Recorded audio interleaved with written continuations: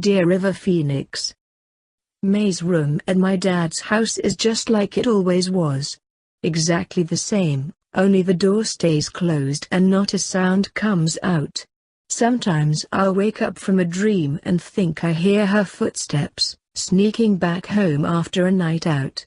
My heart will beat with excitement and I'll sit up in bed until I remember.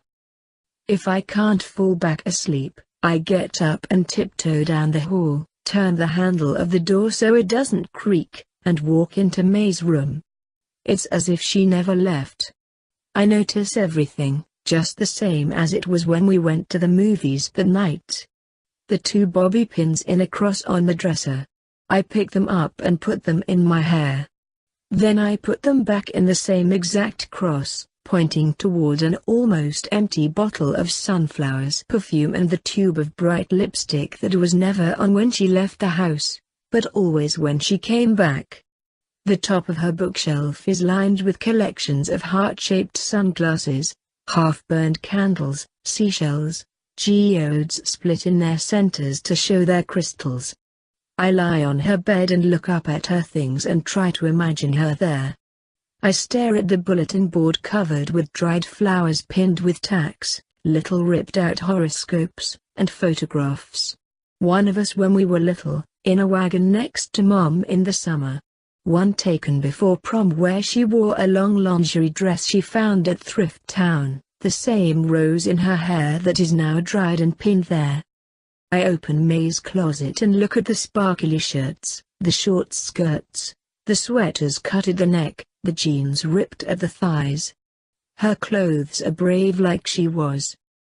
On the wall above her bed hangs a Nirvana poster, and next to it, there's a picture of you from Stand By Me.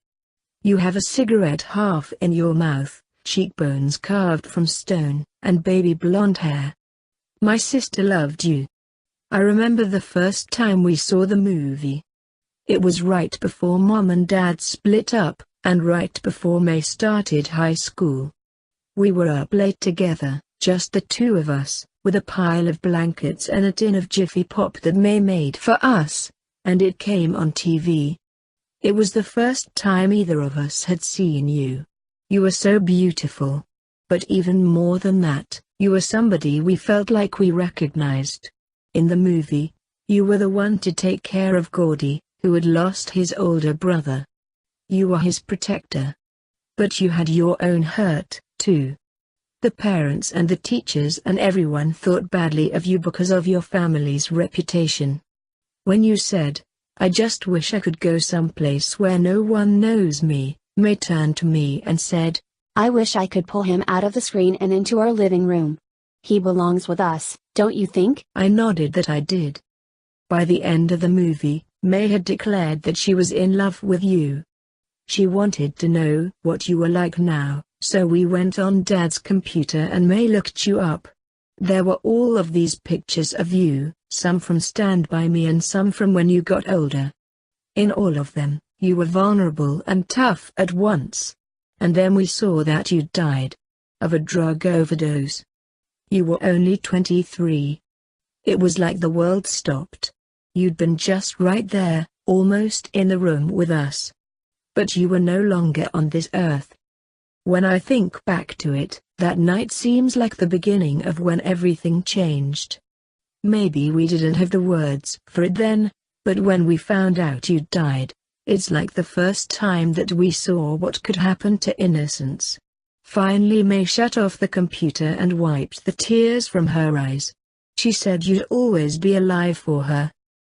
Whenever we saw Stand By Me after that, we got the DVD and watched it over and over that summer. We always muted the part at the end where Gordy said that your character, Chris, got killed. We didn't want that. The way you looked, with the light haloed around your head, you were a boy who would become a real man. We wanted to just see you there, perfect and eternal forever.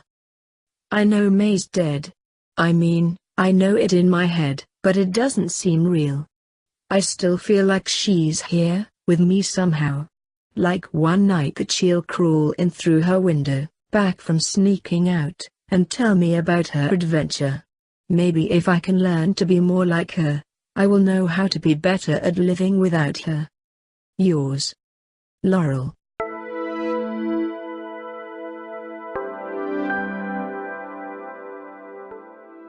Dear Amelia Earhart, I remember when I first learned about you in social studies in middle school, I was almost jealous. I know that's the wrong way to feel about someone who died tragically, but it wasn't so much the dying I was jealous of. It was the flying, and the disappearing. The way you saw the earth from the air. You weren't scared of getting lost. You just took off. I decided this morning that I really need even the tiniest bit of the courage that you had because I started high school almost 3 weeks ago, and I can't keep sitting alone by the fence anymore. So after I looked through all of my old clothes, which are terrible no matter how much I try to pick the most inconspicuous ones, I went and opened May's closet and looked at it, full of bright, brave things. I remembered her body filling them. She would leave in the morning with her backpack slung over her shoulder, and it seemed that everything outside of our door must have rushed forward to greet her. I took her first day outfit, a pink cashmere sweater with a Nirvana patch on it and a short pleated skirt. I put it on. I didn't look in the mirror this time, because I knew it would scare me out of wearing it. I just paid attention to the swish of the skirt against my bare legs and thought of how May must have felt in it. In the car with Dad on the way to school, I could feel his eyes on me. Finally, as he pulled up to the drop-off line, he said carefully, "You look nice today." I knew that he recognized the outfit was May's. Thanks, Dad, I said, and nothing more. I gave him a little smile and jumped out of the car. Then at lunch, I walked through the cafeteria to the outdoor tables and watched everyone swirling together, looking happy, like they should all be part of the same movie. I saw Natalie from my English class with this blazing red-headed girl. They sat down at a table together in the middle of the crowd. They both had Capri Suns and no food. They looked like the sunlight had landed on purpose right in their hair. Natalie had her pigtail braids and drawn-on tattoos and wore a Batman t-shirt that was tight across her chest. The redhead had on a black ballerina skirt and a bright red scarf, with lipstick to match. They weren't dressed like the popular girls, who look clean and cut out of a magazine. But to me, they were beautiful, like their own constellation. Like one that maybe I could belong in. They looked like girls who would have been May's friends. They shooed off the soccer boys who swarmed around the redhead. I wanted to sit by them so badly I could feel it in my whole body. I started to walk toward them, thinking maybe Natalie would notice me. But I got nervous and walked back to sit down by the fence. I stood up and sat down again. I remembered what you said, there's more to life than being a passenger. I thought of you soaring through the sky. I thought of May rushing out in the morning. I ran my hands over her sweater I was wearing. And I walked over. When I got close to the table, I sort of just stood there, a few feet away. They were in the middle of leaning in and trading Capri Suns, so they each got a new flavor. When they felt a body and looked up, I think they thought it would be another soccer boy, and Natalie looked annoyed at first. But her face turned nice when she recognized me. I tried so hard to think of something to say, but I couldn't. The voices rushed around me, and I started to blank out. But then I heard Natalie. Hey.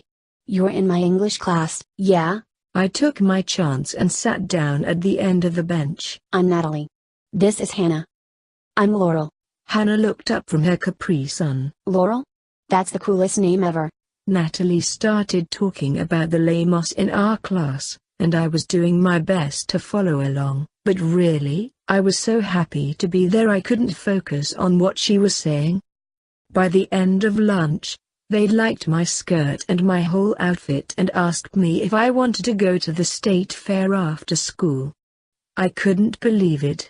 I called Dad on my new cell phone that is supposed to be just for emergencies, although I can tell already that it won't be. I said that some girls asked me to hang out after school, so not to worry if I wasn't home yet when he got back from work, and that I'd take the bus afterward like usual. I talked fast so that he wouldn't have time to object. I'm in algebra now, and I can't wait for the bell to ring.